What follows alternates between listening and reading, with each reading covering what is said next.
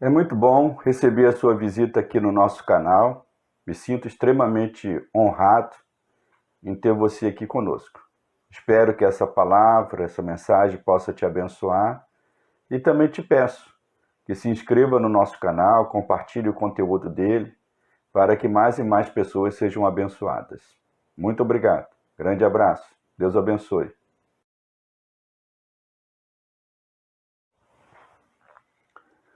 Eu me lembro que no primeiro semestre da minha graduação de filosofia, a professora nos deu uma aula brilhante, onde ela falava sobre a necessidade de se maravilhar, até mesmo de se espantar, para se obter o conhecimento.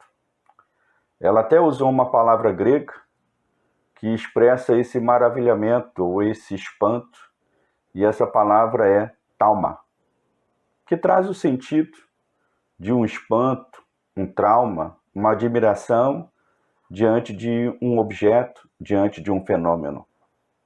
De fato, podemos ver isto no aprendizado das crianças de uma maneira clara. Quando começam a descobrir o mundo à sua volta, elas começam a perguntar, admiradas e espantadas, o que é isso? Podemos dizer que conhecer está associado a esse maravilhamento, a esse espanto, a esse desejo de ser surpreendido com o alvo ou objeto da nossa apreensão.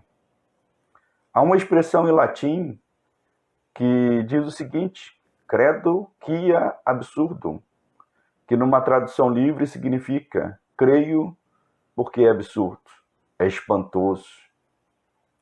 Pensemos então no Evangelho. Eu te faço a pergunta: o que te surpreende, ou o que te maravilha, ou o que te espanta no Evangelho? O Evangelho nos propõe certamente coisas absurdas, maravilhosas, espantosas. Deus se fazer homem? O que é isso? Como pode? Que coisa estranha. Deus, homem, ser ferido e morto pelos homens? Foi isso que os gregos não suportaram ouvir quando Paulo pregou em Atenas. Jesus ressuscitar dos mortos? Até hoje ouvimos o grito daqueles que dizem: isso é absurdo, alguém ressuscitar, alguém voltar à vida. Sim, meus irmãos, o Evangelho nos humilha, pois nos mostra uma razão tão absurda, tão espantosa, tão maravilhosa ao mesmo tempo, pela qual Deus fez tudo isso. Se fez homem, foi ferido, morto e ressuscitou. Por que Deus fez estas coisas tão absurdas? Sim, o Evangelho nos revela isso. Deus fez tudo isso porque a palavra nos diz que Ele nos amou de tal maneira que deu o seu Filho único para morrer em nosso lugar, para que todo aquele que nele crê não pereça, mas tenha vida eterna. Que coisa espantosa! O Deus eterno me amou, te amou, antes da fundação do mundo. Então eu creio que voltar ao primeiro amor tem a ver com isso. Esse renovo diário dentro de nós, no nosso coração, esse desejo diário de se maravilhar com o Evangelho, com a palavra de Deus, com esse Deus tremendo, com seus ensinos, com a sua verdade. A mensagem do Evangelho espantou de tal maneira o britânico John Newton, que fez ele compor um dos hinos mais lindos de todos os tempos.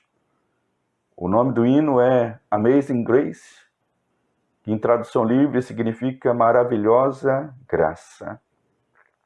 E num pedaço do hino, John Newton escreveu, abre aspas, graça maravilhosa, como é doce o som, que salvou um miserável como eu.